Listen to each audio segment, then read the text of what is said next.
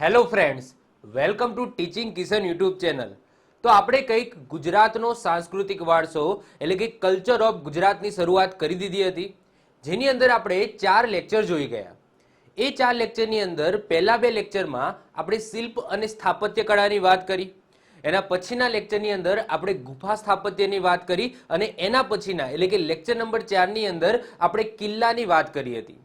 તો ગુજરાતમાં જેટલા પણ કિલ્લાઓ આવેલા છે કે જેટલી પણ ગુફાઓ આવેલી છે અને કોઈક મહત્વપૂર્ણ ઇમારતો જે રાજાઓ દ્વારા બનાવવામાં આવી હોય, જે શિલ્પ અને સ્થાપત્યનો ઉત્તમ નમૂનો હોય, તો આ બધી વસ્તુ આપણે લેક્ચર નંબર 1, 2, 3 અને 4 એની અંદર કવર કરી ગયા. હવે આજના લેક્ચરની અંદર શિલ્પ અને સ્થાપત્યનો તમે એક પાર્ટ ગણી શકો. આજના લેક્ચરની અંદર આપણે વાત કરવાની છે વાવની. તો ગુજરાતમાં જેટલી પણ વાવ આવેલી હોય, સાથે સાથે વાવ કોને કહેવામાં આવે છે અને વાવના કેટલા પ્રકાર છે, આ બધી જ વસ્તુ આજના લેક્ચરની અંદર આપણે કવર કરીશું. હવે આજનું લેક્ચર બનાવતા 2 દિવસ ગયા, ગઈકાલે લેક્ચર નહોતો આવ્યો. તો એના પાછળનું કારણ એ જ છે કે મેં 7 થી 8 પુસ્તકો મેં જોઈ, સાથે સાથે મેં 7 થી 8 વેબસાઇટની અંદર સર્ચ કર્યું અને ઘણી બધી વાવ, કારણ કે કોઈ પણ પુસ્તક તમે પકડશો તો એની અંદર મોસ્ટ ઓફ ધ કેસની અંદર 3 કે 4 કે 5 વાવ આપેલી હશે મહત્વપૂર્ણ. કોઈ વેબસાઇટ છે એની અંદર પણ તમે સર્ચ કરશો તો એમાં તમને ગુજરાતની મહત્વપૂર્ણ 5, 6 કે 7 વાવ એના દર્શન તમને થશે, એની માહિતી તમને જોવા મળશે. પરંતુ મેં ઘણું બધું રિસર્ચ કર્યું અને ગુજરાતની મેં 40, 1, 2, 3, 10 કે 20 નહીં, ટોટલ 40 જેટલી વાવ આજના લેક્ચરની અંદર ભણાવીશ. કારણ કે ઓબ્વિયસલી હવે તમને એવું નહીં પૂછાય કે ભાઈ દાદા હરીની વાવ છે ક્યાં આવેલી છે, અથવા એવું નહીં પૂછાય કે ભાઈ અદાલજની વાવ છે કયા જિલ્લામાં આવેલી છે, એવું નહીં પૂછાય. કારણ કે આ બધી વસ્તુ હવે જૂની થઈ ગઈ. હવે તમને ક્યાંક ખૂણા ખાંચડાથી, અને એવું નથી કે ભાઈ બહુ નાની વાવ છે, ના, આપણા ગુજરાતની અંદર સારી સારી જગ્યાએ બહુ મોટી મોટી વાવ અને એના શિલ્પ સ્થાપત્યની દ્રષ્ટિએ, એની બનાવટની દ્રષ્ટિએ જુદા જુદા પ્રકારની અલગ અલગ ઘણી બધી વાવો આવેલી છે અને એ વાવમાંથી પણ ક્વેશ્ચન એક્ઝામની અંદર બની શકે.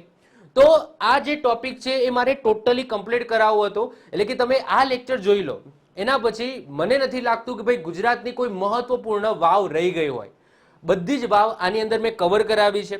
મેં તમને કીધું એમ કે મેં 7 થી 8 પુસ્તકો અલગ અલગ એ મેં સર્ચ કરી છે. ઇવન ગુજરાતની જે ગુજરાત સરકાર દ્વારા જે પર્યટનની એક પીડીએફ છે જે જાહેર કરવામાં આવે છે, તો એની અંદર પણ જિલ્લા વાઇઝ અમુક સ્થાપત્યો છે, એની અંદર અમુક વાવ છે, તો એ પણ મેં આની અંદર કવર કરાવી છે. અને અમુક વેબસાઇટો પુસ્તકોમાં ના મળી હોય તો મેં વેબસાઇટ છે, આ વેબસાઇટમાંથી પણ અમુક ડેટા લીધા છે.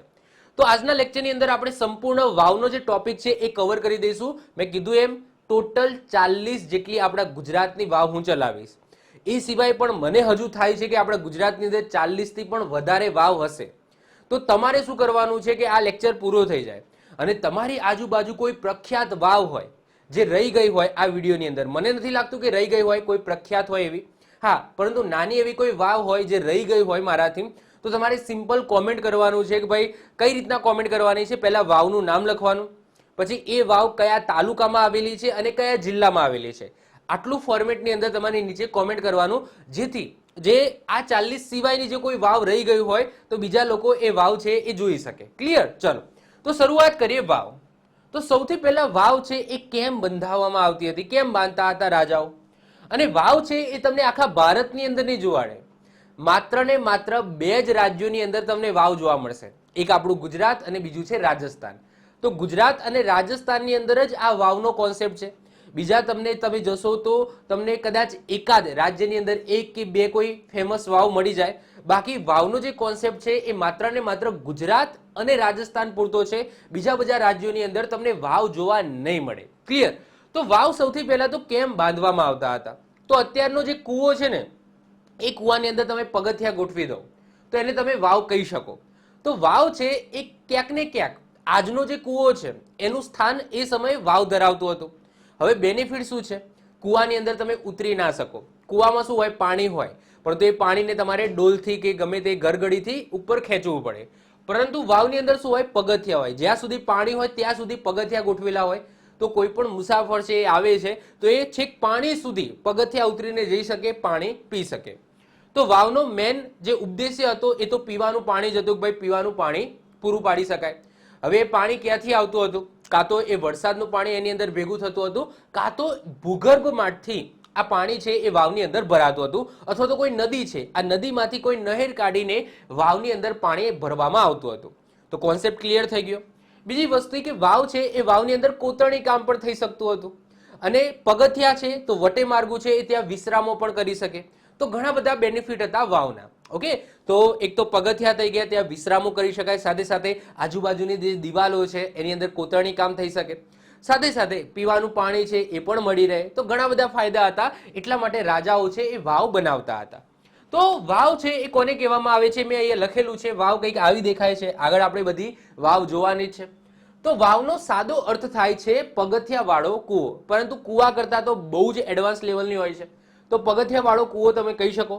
વાવ એ ગુજરાત અને રાજસ્થાનમાં મળતું પાણીના સ્ત્રોત માટેનું વિશિષ્ટ સ્થાપત્ય છે.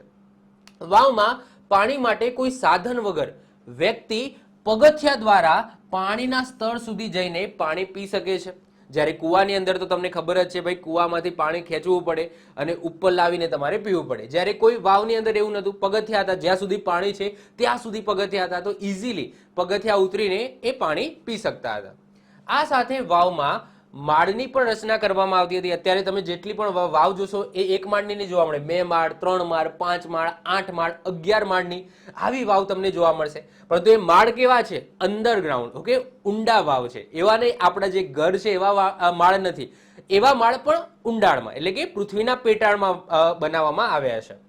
તો આ સાથે વાવમાં માળની રચના કરવામાં આવે છે, જેથી વટે માર્ગુ વિશ્રામો કરવા માટે પણ વાવનો ઉપયોગ કરતા હતા. કારણ કે વાવની અંદર તમે ઉતરો તો ત્યાં તમને તડકો ના હોય, છાંયો હોય, કારણ કે વાવની અંદર તમે ઉતરો છો, સાથે અંદર પાણી ભરાયેલું છે તો ઠંડુ પણ લાગે. તો વટે માર્ગુ છે એ વિશ્રામો કરવા માટે પણ વાવનો ઉપયોગ કરતા હતા. હવે વાત કરીએ વાવના પ્રકારો. તો આ વાવના પ્રકારો કોના આધારે, શેના આધારે પાડવામાં આવે છે? તો એ વાવ છે એનું બાંધકામ કઈ રીતના છે, એ બાંધકામની દ્રષ્ટિએ એની અંદર જવા માટે, વાવની અંદર જવા માટે કેટલા માર્ગ છે, કેટલા પ્રવેશ દ્વાર છે, એના આધારે વાવના પ્રકારો પાડી શકાય. હવે વાવના મુખ્ય 4 જ પ્રકાર છે. કેટલા છે? મુખ્ય 4. કયા કયા? નંદા, ભદ્રા, જયા અને વિજયા. આ સાથે બીજા 3 ગૌણ પ્રકાર છે. પરંતુ જો એક્ઝામની અંદર પૂછાય કે વાવના પ્રકારો, અને જો ઓપ્શનની અંદર 7 હોય ને, તો પહેલો ઓપ્શન તમારે 7 ટીક કરવાનો. જો ઓપ્શન 7 ન હોય તો જ તમારે 4 ટીક કરવાનો. ક્લિયર? તો પહેલો પ્રેફરન્સ કોને આપીશું? 7 ને આપીશું, કારણ કે એના ગૌણ પ્રકાર સાથે ટોટલ 7 પ્રકાર થાય છે. તો મુખ્ય પ્રકાર 4 જ છે: નંદા, ભદ્રા, જયા અને વિજયા. નંદા એટલે શું? તો એક મુખી વાવ, એટલે કે એક પ્રવેશ દ્વાર હોય એવી વાવ. તો કોઈ વાવ છે એ વાવની અંદર જવા માટે, એટલે કે પાણીના સ્તર સુધી જવા માટે એક જ માર્ગ છે, તો એવી વાવને આપણે કેવી કહીશું? નંદા પ્રકારની વાવ કહીશું. એના પછી ભદ્રા. ભદ્રાનો મતલબ શું થાય? 2 પ્રવેશ દ્વાર વાળી વાવ. તો 2 મુખી વાવ અથવા તો 2 પ્રવેશ દ્વાર વાળી વાવ, એટલે કે કોઈ વાવ છે એ વાવની અંદર જવા માટે 2 રસ્તા છે, આગળ અને પાછળ. ઓકે, 2 અલગ અલગ દિશામાં રસ્તાઓ છે જ્યાંથી તમે પાણીના સ્તર સુધી જઈ શકો. તો એને આપણે શું કહીશું? ભદ્રા પ્રકારની વાવ કહીશું. એના પછી આવે છે જયા પ્રકારની વાવ, જે 3 મુખી વાવ. ઓકે, 3 મુખી, ધેટ્સ મીન્સ કે 3 પ્રવેશ દ્વાર હોય. અને વિજયા એટલે કે 4 મુખી વાવ, એટલે કે 4 પ્રવેશ દ્વાર હોય એવી વાવ. તો આ રીતના 4 પ્રકારની અલગ અલગ પ્રવેશ દ્વારના આધારે એના પ્રકાર પાડવામાં આવે છે. આ સિવાય 3 ગૌણ પ્રકાર પણ છે, જેમ કે દીર્ઘિકા. દીર્ઘિકા વાવ કોને કહીશું? તો 32 હાથ લાંબી હોય એવી વાવને તમે દીર્ઘિકા વાવ કહેશો. એના પછી ભોલેરી વાવ, તો અંદરનો ભાગ પહોળો હોય એવી વાવને શું કહેવાય? ભોલેરી વાવ કહેવાય. અને જીવતી વાવ એટલે કે અખૂટ પાણી વાળી વાવ, એટલે કે એની અંદર પાણી પતે જ નહીં. ઉનાળો હોય કે ભાઈ કોઈ પણ ઋતુ હોય, એની અંદર પાણી પૂરું થશે જ નહીં, એટલે કે ભૂગર્ભમાંથી પાણી આવશે, અથવા તો કોઈ પણ એવી વ્યવસ્થા કરવામાં આવી હોય કે એ વાવની અંદર ક્યારેય પણ પાણી ન ખૂટે, તો એવી વાવને શું કહેવામાં આવે છે? જીવતી વાવ કહેવામાં આવે છે. હવે જો કોઈ પણ વાવ છે એ આ ઉપરના 4 માંથી ગમે તે એક વાવ તો હશે, સાથે સાથે નીચેના 3 માંથી એક હશે. ફરીથી રિપીટ કરું છું, ધ્યાનથી સમજો. કોઈ પણ વાવ તમે પકડી લો તો ઉપરના 4 માંથી ગમે તે એક પ્રકારની હશે, અને નીચેના 3 માંથી પણ એક પ્રકારની એ જ વાવ હોઈ શકે છે. જેમ કે કોઈ નંદા પ્રકારની વાવ છે, અને એ નંદા પ્રકારની વાવ એટલે કે એક પ્રવેશ દ્વાર છે, સાથે સાથે એ નંદા પ્રકારની વાવની અંદર ક્યારેય પણ પાણી ખૂટતું નથી, તો એ નંદાની સાથે સાથે જીવતી વાવ પણ કહેવાશે. સમજો છો ને? તો આ નીચેના 3 માંથી એક અને ઉપરના 4 માંથી એક કોઈ પણ વાવ હોઈ શકે છે. ક્લિયર? ચલો, તો એના મુખ્ય પ્રકાર આ છે અને આ એના 3 ગૌણ પ્રકાર છે. ક્લિયર? આ એની વિશેષતાના આધારે છે, આ એના પ્રવેશ દ્વારના આધારે છે. આઈ હોપ સો ક્લિયર થઈ ગયું હશે. ઓકે, હવે જો નંદા, ભદ્રા, જયા અને વિજયા, તમારા એક્ઝામની અંદર એવું પણ પૂછાય કે કોઈ ફેમસ વાવ આપેલી હોય અને એ વાવ કયા પ્રકારની છે, એવું પણ એક્ઝામની અંદર પૂછાય. જેમ કે રાણકી વાવ અથવા તો રાણીની વાવ, જેની અંદર તમને 3 પ્રવેશ દ્વાર જોવા મળશે. હાલાકી અત્યારે તમે જોશો તો એક જ છે, પરંતુ જે પુરાતત્વ વિભાગ છે તો એમના જે સંશોધનકારી કહી શકો અથવા સંશોધન કરતા છે, તો એમને આઈડિયા આવી જાય, એ સંશોધન કરે તો એમને ખબર પડી જાય કે જ્યારે બનાવવામાં આવી હશે ત્યારે 3 રસ્તા હશે અંદર એન્ટર થવાના. તો એ વખતે પછી એમને લખી દીધું કે ભાઈ જયા પ્રકારની વાવ છે, એટલે કે એની અંદર 3 પ્રવેશ દ્વાર છે. તો રાણીની વાવ એક્ઝામની અંદર પૂછાય તો આપણે જયા પ્રકારની જ લખીશું, કારણ કે આપણી પુસ્તકોની અંદર પણ જયા પ્રકાર જ આપેલો છે. તો જયા પ્રકારની વાવ છે એવું એક્ઝામની અંદર પૂછાય. પછી અદાલજની વાવ છે એ પણ જયા પ્રકારની છે. એના પછી દાદા હરિની વાવ, તો દાદા હરિની વાવ છે એ ભદ્રા પ્રકારની છે. એનો મતલબ શું થાય કે 2 મુખી વાવ છે. તો તમે જુઓ કે એક્ઝામની અંદર પૂછાય છે તો કઈ રીતના યાદ રાખીશું. તો પહેલા તો હું તમને કહી દઉં કે આપણા ગુજરાતની અંદર મોટા ભાગની જે વાવ છે ને એ જયા અને નંદા પ્રકારની છે. ફરીથી રિપીટ કરું છું, આપણા ગુજરાતની અંદર જે પણ વાવ આવેલી છે એ મોટા ભાગની વાવ છે એ નંદા અને જયા પ્રકારની છે. એમાં સૌથી વધારે નંદા પ્રકારની છે, એટલે કે એક પ્રવેશ દ્વાર વાળી છે. એટલે કે તમે જુઓ કે લોકલ જગ્યાએ કોઈ નાની એવી વાવ હશે તો એ સામાન્ય રીતે નંદા પ્રકારની હશે, એટલે કે એક પ્રવેશ દ્વાર વાળી જ હશે. જેમ કે ઉપરકોટના કિલ્લાની અંદર જે અડીકડીની વાવ છે એની અંદર એક જ પ્રવેશ દ્વાર છે, એ બહુ ફેમસ છે, પરંતુ એ નંદા પ્રકારની છે. તો પહેલો ક્રમ કોનો આવશે, એટલે કે મેક્સિમમ ઓફ વાવ એ ગુજરાતની અંદર કયા પ્રકારની છે, નંદા પ્રકારની છે. તો તમારે જો ગપ્પુ મારવું હોય, તમને અફેમસ એટલે કે બહુ ઓછી સાંભળેલી એવી કોઈ વાવ તમને પૂછી લે અને એનો પ્રકાર પૂછી લે તો તમે નંદા છે એ ટીક કરી શકો છો. તમારો જવાબ કદાચ 80-85% સાચો હોઈ શકે છે. એના પછી બીજા ક્રમ છે જયા પ્રકારની જોવા મળે છે, ભદ્રા નહીં, જયા પ્રકારની, જેની અંદર 3 પ્રવેશ દ્વાર હોય. એના પછી ભદ્રા પ્રકારની જેટલું મેં જોયું છે ત્યાં સુધી મને એક જ મળી છે, એ છે દાદા હરિની વાવ. તો દાદા હરિની વાવ છે એ ભદ્રા પ્રકારની છે, એટલે કે 2 પ્રવેશ દ્વાર વાળી છે. બીજી આઈ થિંક મને નથી ખબર કે કોઈ ભદ્રા પ્રકારની હોય. અને વિજયા પ્રકારની વાત કરીએ તો વિજયા પ્રકારની પણ જે મારું રિસર્ચ છે એ પ્રમાણે માત્ર એક જ છે, ચોમુખી વાવ અથવા તો ચોબારી વાવ, જે તમને ચોટીલામાં જોવા મળશે, સુરેન્દ્રનગર જિલ્લામાં જોવા મળશે.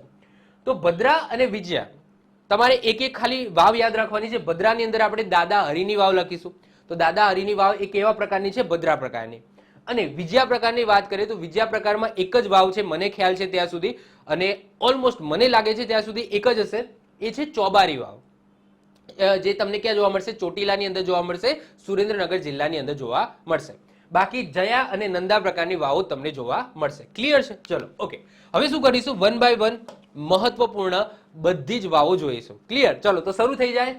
સૌથી પહેલા જ વાત કરીએ સૌથી ફેમસ એવી રાણકી વાવ. રાણકી વાવ ક્યાં આવેલી છે, બધાને ખબર છે, પાટણની અંદર આવેલી છે. તો ગુજરાતના પાટણ જિલ્લામાં આવેલી રાણકી વાવ, જેને રાણીની વાવ પણ કહેવામાં આવે છે. જો રાણીની વાવ અથવા તો રાણી વાવ છે ને એ નામની એક વાવ તમને ખેડા જિલ્લામાં પણ જોવા મળશે, પરંતુ રાણીની વાવ આવું લખ્યું હોય, જો રાણી વાવ આવું લખ્યું ને ખાલી રાણી વાવ, તો ખેડા જિલ્લાની અંદર પણ રાણી વાવ કરીને એક વાવ તમને જોવા મળશે. તો ધ્યાન રાખવાનું. તો રાણીની વાવ અથવા તો રાણકી વાવ લખેલું હોય તો એ ક્યાં આવેલી છે, પાટણની અંદર આવેલી છે. એનું નિર્માણ ગુજરાતના સોલંકી વંશના રાજા ભીમદેવ પહેલાની પત્ની ઉદયમતી દ્વારા ઈસવીસન 1063માં સરસ્વતી નદીના કાંઠે બંધાવી હતી. કોની યાદમાં? તો એમના પતિ એટલે કે રાજા ભીમદેવ પહેલાની યાદમાં જ એમને બંધાવી હતી. વર્ષ 2014માં દોહામાં આયોજિત યુનેસ્કોની 38મી બેઠકમાં યુનેસ્કોએ આજે રાણીની વાવ છે એટલે કે જે રાણકી વાવ છે એને વર્લ્ડ હેરિટેજ સાઇટનો દરજ્જો આપ્યો છે. અત્યારે હાલ ગુજરાતમાં કેટલા વર્લ્ડ હેરિટેજ સાઇટ છે? તો 4 છે, બધાને ખબર જ છે. ચાંપાનેર, રાણીની વાવ, અમદાવાદ અને ધોલાવીરા. ક્લિયર? ચલો, તો વર્લ્ડ હેરિટેજ સાઇટની અંદર સ્થાન ક્યારે મળ્યું હતું? 2014ની અંદર. 2004માં ચાંપાનેરને મળ્યું હતું, 2017ની અંદર અમદાવાદને મળ્યું, 2021ની અંદર ધોલાવીરાને મળ્યું.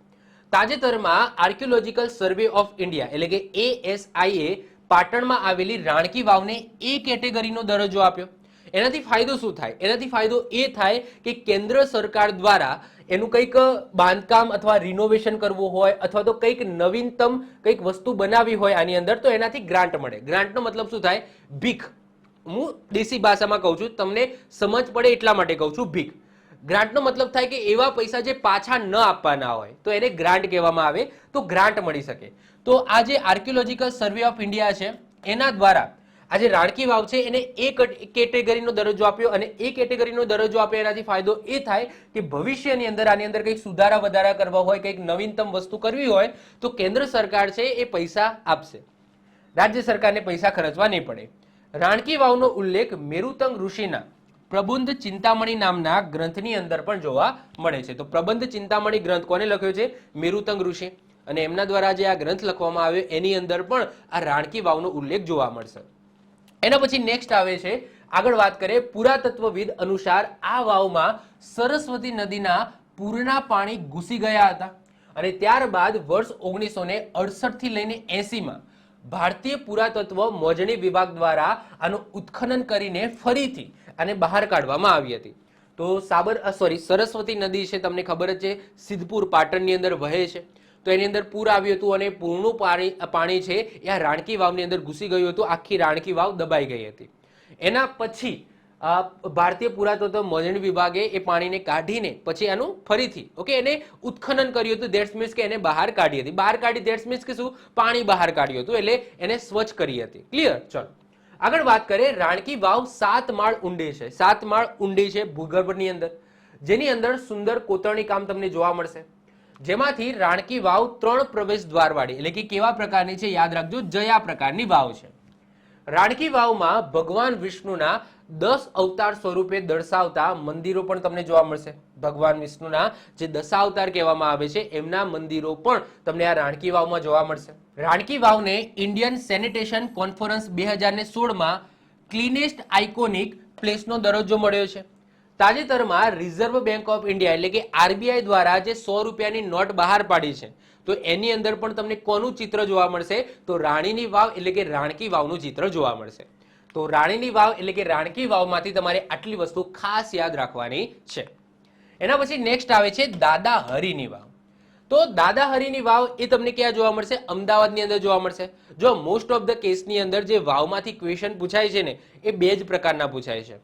એક તો સૌથી પહેલા મોસ્ટ ઓફ ધ કેસની અંદર એ જ પૂછાય છે કે ભાઈ કયા જિલ્લાની અંદર આવેલી છે, અને બીજા નંબરે પૂછાય તો એનો પ્રકાર પૂછાઈ શકે, પરંતુ મોસ્ટ ઓફ ધ કેસની અંદર જિલ્લો પૂછાય છે. તો જિલ્લા તમારે ખાસ યાદ રાખવાના છે કે ભાઈ કઈ વાવ છે એ કયા જિલ્લામાં આવેલી છે. ક્લિયર? તો દાદા હરીની વાવ અમદાવાદના અશારવા વિસ્તારની અંદર આ વાવ તમને જોવા મળશે, જેમાં ફારસીની અંદર જે શિલાલેખ છે એ શિલાલેખ મુજબ આ દાદા હરીની વાવનું બાંધકામ કોને કરાવ્યું હતું? તો બાઈ હરીરે દ્વારા કરવામાં આવ્યું હતું. ક્યારે? વર્ષ 1499. હવે કોને નિર્માણ કરાવ્યું હતું? બાઈ હરીરે કરાવ્યું હતું, પરંતુ સમયાંતરે નામ ધીમે ધીમે ચેન્જ થઈને શું થઈ ગયું? દાદા હરીની વાવ થઈ ગયું. એકચ્યુઅલી આ જે વાવ છે એને બાઈ હરીરે વાવ તરીકે ઓળખવામાં આવે છે, પરંતુ ધીમે ધીમે નામ ચેન્જ થઈ ગયું અને બાઈ હરીરેની જગ્યાએ દાદા હરીની વાવ થઈ ગયું. ઓકે, જોઈએ બાઈ હરીરેની વાત કરીએ તો બાઈ હરીરે એ કોના સમયમાં થઈ ગયા? તો મોહમ્મદ બેગડાના સમયમાં થઈ ગયા. તો મોહમ્મદ બેગડાના શાસનમાં આ વાવનું બાંધકામ કરવામાં આવ્યું હતું બાઈ હરીરે દ્વારા. બાઈ હરીરે કોણ હતા? તો બાઈ હરીરે સુલતાની રાણીવાસની અંદર મુખ્ય નિરીક્ષક હતા, અને આ નામ સમયાંતરે દાદા હરી અથવા તો દાદા હરીરેમાં ફેરવાઈ ગયું. આ વાવ છે ને એ 5 માળ ઊંડી છે. કેટલું છે અંદર? 5 માળ. જે રીતના રાણકી વાવ એ 7 માળ ઊંડી હતી એ રીતના આ દાદા હરીની વાવ છે ને એ 5 માળ ઊંડી છે. રેતાળ પથ્થરોથી આનું બાંધકામ કરવામાં આવ્યું છે અને અંદરથી 9 કોણીય છે, અને ઘણા બધા સ્તંભ તમને આની અંદર જોવા મળશે. તમે જોઈ શકો છો ઘણા બધા સ્તંભ છે અને અંદરથી 9 કોણીય છે. આ વાવમાં 2 પ્રવેશદ્વાર છે. કેટલા? 2 પ્રવેશદ્વાર છે, અને 2 પ્રવેશદ્વાર હોવાના કારણે આ વાવ કેવા પ્રકારની થશે? તો ભદ્રા પ્રકારની થશે. તો મને ખ્યાલ છે ત્યાં સુધી મેં જેટલું રિસર્ચ કર્યું છે ત્યાં સુધી આપણા ગુજરાતની અંદર જો ભદ્રા પ્રકારની વાવ પૂછાય તો આ એક જ છે. કઈ? દાદા હરીની વાવ. ઓકે, બાકી હોઈ શકે છે એવું નથી કહેતો, પરંતુ જ્યાં સુધી મને ખબર છે 40 મેં જે જોઈ છે વાવ એ પ્રમાણે હું વાત કરું તો માત્ર એક જ વાવ મને જોવા મળી છે ભદ્રા પ્રકારની, એ છે દાદા હરીની વાવ. ક્લિયર છે? ચલો વધીએ આગળ. એના પછી આગળ વાત કરીએ દાદા હરીની વાવનું, તેનું સ્થાપત્ય ઇન્ડો ઇસ્લામિક શૈલીનું છે અને આ વાવનું બાંધકામ મુસ્લિમ અમલદાર મલિક બિહામદની દેખરેખ હેઠળ હિન્દુ સ્થપતિ ગજ્જર વૈન અને સુથાર દેવાએ કર્યું છે. આ બહુ અંદરની ડીપ ડિટેલ છે. મેં વાત કરીએ, મેં ઘણી બધી પુસ્તકો એનું રિસર્ચ કર્યું છે આ વાવને શોધવા માટે, કારણ કે કોઈ પણ પુસ્તક તમે પકડી લો, તમારા જોડે હોય એ કોઈ પણ પુસ્તક પકડી લો, એની અંદર તમને 7 થી 8 વાવ મેક્સિમમ તમને જોવા મળશે, વધારે વાવ નહીં જોવા મળે. હું મેક્સિમમ ડેટા લઈને આવ્યો છું, જેથી તમારે કોઈ પણ ક્વેશ્ચન જાય નહીં. આ થોડું ડીપમાં ક્વેશ્ચન છે કે બનાવડાવી હતી કોને, તો બાઈ હરીરે, પરંતુ કોના દ્વારા, કોનાથી બનાવડાવી હતી, એટલે કે કોના, સમજી લો કે એમને ઓર્ડર આપ્યો હતો અથવા એમને પૈસા આપ્યા હતા, પરંતુ જે વ્યક્તિએ એક બનાવ્યું અથવા તો એનું દેખભાલ કર્યું અથવા તો જેની દેખરેખ હેઠળ થઈ અથવા તો એના સ્થપતિ ધેટ્સ મીન્સ કે શિલ્પકાર કોણ હતા, તો કોની દેખરેખ હેઠળ થયું હતું એવું પૂછાય, તો મુસ્લિમ અમલદાર મલિક બિહામદની દેખરેખ હેઠળ થયું હતું. અને સ્થપતિ કોણ હતા, એટલે કે શિલ્પકાર કોણ હતા, બનાવનાર વ્યક્તિ કોણ હતા, તો ગજ્જર વૈન અને સુથાર દેવા હતા. ક્લિયર? ચલો, કઈ શૈલીમાં છે, તો ઇન્ડો ઇસ્લામિક શૈલીની અંદર છે. દરેક જગ્યાએ સુંદર કોતરણી ધરાવતી આ વાવનું બાંધકામ 3,29,000 મહુમુદીઓ, એનો મતલબ થાય 3 લાખથી વધુ રૂપિયા, આજના વાત કરીએ તો 3 લાખથી પણ વધુ રૂપિયાના ખર્ચે આનું બાંધકામ થયું હતું. વાવમાં કુવાની બાજુમાં નીચે જવા માટે સર્પાકાર તમને સીડી પણ જોવા મળશે. વરસાદના વધતા ઘટતા તેમજ ઋતુ મુજબ પાણીના સ્તરમાં થતા ફેરફાર માટે તે પૂરતી ઊંડી ખોદવામાં આવી હતી અને દરેક માળ પર પૂરતા પ્રમાણમાં હવા અને પ્રકાશ મળી રહે એ રીતના આનું બાંધકામ કરવામાં આવ્યું હતું. હવે જો એ વખતે આવું કોઈ રિસર્ચ અથવા તો આટલા ભણેલા ગણેલા લોકો પણ નહોતા, પરંતુ એમને માઇન્ડ કેટલું આમ દોડતું હશે કે એમને આ રીતના એમની રચના કરાવી કે ભાઈ આની અંદર પૂરતો પ્રકાશ મળી રહે, એટલે કોઈ લાઇટ બલ્બની જરૂર નથી અને પૂરતો પ્રકાશ મળી રહે અંધારામાં. કારણ કે તમે જો 5 માળ ઊંડી છે, તમે 1 માળ ઊંડું ચડો એટલે તમારે પ્રકાશ મળતો બંધ થઈ જાય, તો 5 માળ ઊંડી છે અને 5 માળમાં યોગ્ય હવા પ્રકાશ મળી રહે એ રીતના આનું બાંધકામ કરવામાં આવ્યું છે. સાથે સાથે વરસાદનું પાણી વધે છે, ઘટે છે, તો એ રીતના આ જે કુવાની અંદર જે પાણી છે એમાં કઈ રીતના ફેરફાર થશે એનું પણ આની અંદર મેનેજમેન્ટ કરવામાં આવ્યું છે. તો દાદા હરીની વાવ મોસ્ટ આઈએમપી છે, ક્યાં આવેલી છે, અમદાવાદની અંદર આવેલી છે, કયા પ્રકારની છે, 2 પ્રવેશ દ્વાર વાળી ભદ્રા પ્રકારની છે, યાદ રાખીશું. ક્લિયર? ચલો વધીએ આગળ. એના પછી ત્રીજા નંબરે આવે છે મહત્વપૂર્ણ અદાલજની વાવ. હું સાચું કહું તો આપણા ગુજરાતની અંદર હું 2 કે 3 વાવ હું ફર્યો છું. જેમ કે એક આખજની અંદર છે મહેસાણા જિલ્લાની અંદર, એ એકચ્યુઅલી કુંડ જ છે, કુંડ જેવું છે પરંતુ વાવ જેવું દેખાય છે, તો એક વાવ એ ફર્યો છું. અને બીજી આ એક અદાલજની વાવ છે. હજુ મારે રાણીની વાવ બાકી છે, તો અદાલજની વાવમાં હું ગયો હતો, ત્યારનો ફોટો છે, આઈ થિંક 2017 નો ફોટો છે, 2017 ની અંદર અમે પાડ્યો હતો. તો અદાલજ ગાંધીનગરથી નજીક થાય, તો હું અહીંયા ગયો હતો. તો અદાલજની વાવ છે, અહીંયા આવી કંઈક દેખાય છે અદાલજની વાવ. તો વાવની વાત કરીએ, આમ તો મેં ઘણી બધી વાવ જોઈ હશે, પરંતુ જ્યારે હું મતલબ કે અત્યારે નથી જોઈ, જ્યારે હું 2017 કે એના પહેલા હું ફરતો હશું તો ઘણી બધી વાવ મેં કદાચ ધ્યાનમાં આવી પણ હશે, પરંતુ આ એ રીતના યાદ નથી આવતું. કારણ કે અત્યારે તો રિયલ લાઈફની અંદર હું ભણાવું છું, એટલે મને એવું થાય છે કે આ બધી જગ્યાએ હું ફર્યો હતો અને આને વાવ કહેવામાં આવે, આ રીતના સ્ટ્રક્ચર હોય એ રીતના. તો જસ્ટ એ વખતે તો જ્યારે હું મતલબ કે એમ જ જતો હતો, એટલે આમ ફરવાની રીતે ફરતો હતો, બસ ખાલી આમ જોતો હતો, આમ એ રીતના જતો હતો. ક્લિયર? પરંતુ મને એવું થાય છે કે જ્યારે આ બધું હું પૂરું કરી દઉં એ વખતે પછી ગુજરાત દર્શન માટે નીકળું અને બધી એક જગ્યા શોધીને એના ઉપર વિડીયો બનાવું, એક જગ્યા નાની ડિટેલ્સ એની અંદર જઈને કવર કરું. તો સપનું છે મારું, જોઈએ છે ક્યારે હું ફ્રી પડું છું અને ક્યારે પછી હું ગુજરાત દર્શને નીકળું છું. ઓકે, તો અદાલજની વાવ ગાંધીનગરની અંદર આવેલી છે. તો ગાંધીનગર જિલ્લાના અદાલજ ખાતે આવેલી આ વાવ રાણી રૂડાબાઈએ બનાવી છે, એટલા માટે રાણી રૂડાબાઈની વાવ તરીકે પણ ઓળખવામાં આવે છે.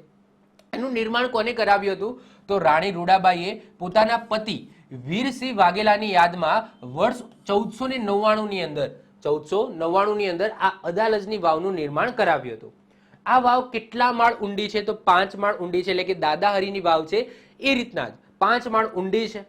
આ વાવમાં પૂર્વ, પશ્ચિમ, દક્ષિણ એમ તમને 3 પ્રવેશ દ્વાર જોવા મળશે, એટલા માટે આ જે વાવ છે એ જયા પ્રકારની વાવ છે. હવે જો જ્યારે હું અદાલજની વાવની અંદર ગયો હતો ને એ સમયે તો મને કોઈ આઈડિયા હતો નહીં કે ભાઈ આ રીતના કોઈ પ્રવેશ દ્વાર કે એવું જોવાનું છે, પરંતુ જ્યારે હું ગયો હતો ત્યારે મને હજુ સુધી યાદ છે કે એની અંદર એક જ પ્રવેશ દ્વાર છે, મતલબ કે એમ હું વિચારું છું કે એ સમયે એક જ હતો જવાનો, મને એવું નથી લાગતું કે ભાઈ બીજી બે બાજુથી પણ હતા. તો આ વસ્તુ છે ને, જે પ્રવેશ દ્વાર એ પુરાતત્વવિદ જ કહી શકે. ફરીથી રિપીટ કરું છું, અત્યારે તમે કોઈ વાવ છે વિઝિટ કરો છો તો ભલે એ જયા પ્રકારની હોય, પરંતુ એની અંદર જવાનો રસ્તો કદાચ એક જ હશે. તમને એવું જ લાગતું હશે કે ભાઈ એક જ પ્રવેશ દ્વાર છે, પરંતુ એની અંદર જ્યારે બની હતી ત્યારે એની અંદર 3 પ્રવેશ દ્વાર કે 4 પ્રવેશ દ્વાર કે 2 પ્રવેશ દ્વાર હતા. એ અત્યારે આપણે ના કહી શકીએ, એ પુરાતત્વવિદ કહી શકે સારી રીતના. ક્લિયર? તો અત્યારે એવું પણ હોઈ શકે કે 2 રસ્તા બંધ કર્યા હોય, માત્ર એક જ રસ્તો રાખ્યો હોય, તો એવું પણ હોઈ શકે. તો અદાલતની વાવની અંદર મને ખબર છે ત્યાં સુધી, જ્યારે હું ગયો હતો ત્યાં સુધી એક જ રસ્તો હતો આ વાવની અંદર ઉતરવા માટેનો. ક્લિયર? અથવા તો એવું પણ હોઈ શકે કે એક જ મુખ્ય રસ્તો હોય અને બીજા રસ્તા ગૌણ હોય. એવું પણ હોઈ શકે એક મોટો રસ્તો હોય, બીજા જે 2 સાઈડના જે રસ્તા હોય એ ગૌણ હોય, અથવા તો બહુ પાતળા હોય તો ત્યાંથી કોઈ એન્ટ્રી બંધ કરી દીધી હોય, તો એવું પણ હોઈ શકે છે. ક્લિયર?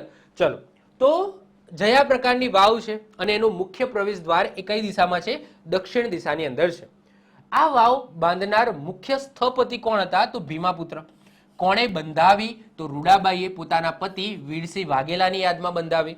કોણ સ્થપતિ હતા? એટલે કે સ્થાપના સ્થપતિ એટલે દેખરેખ હેઠળ, અથવા તો એના શિલ્પકાર તમે કહી શકો કોણ હતા? ભીમાપુત્ર હતા.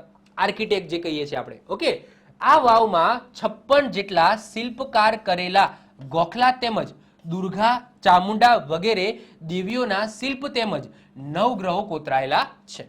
તો આની અંદર તમે જુઓ તો આજુબાજુ તમને ગોખલા જોવા મળશે, જેમાં દેવી દેવતાઓની મૂર્તિઓ તમને જોવા મળશે, અને નવગ્રહો, જે નવ ગ્રહો છે આપણા, એ પણ આની અંદર કોતરાયેલા તમને જોવા મળશે. તો આ થઈ ગઈ અદાલજની વાવ. એના પછી ચોથા નંબરે આવે છે માતા ભવાની વાવ. તો માતા ભવાની વાવ તમને ક્યાં જોવા મળશે? એ પણ તમને અમદાવાદની અંદર જોવા મળશે.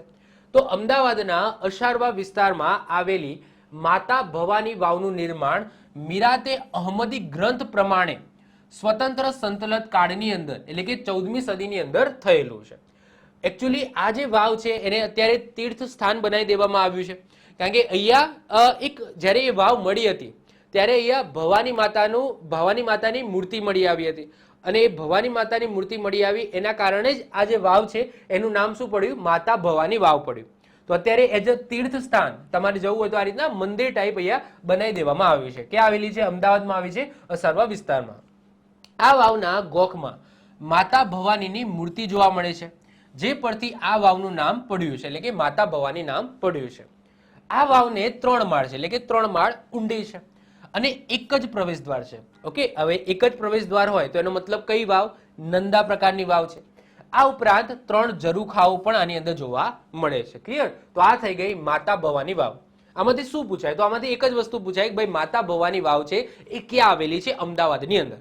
ઓકે, અને બહુ ડીપમાં પૂછવું હોય તો એનો પ્રકાર પૂછી જાય, અને પ્રકારમાં શું આવશે? નંદા પ્રકારની. મેં વાત કરી એમ કે એક જ વિજયા પ્રકારની છે, અને એક જ તમને જોવા મળશે ભદ્રા પ્રકારની.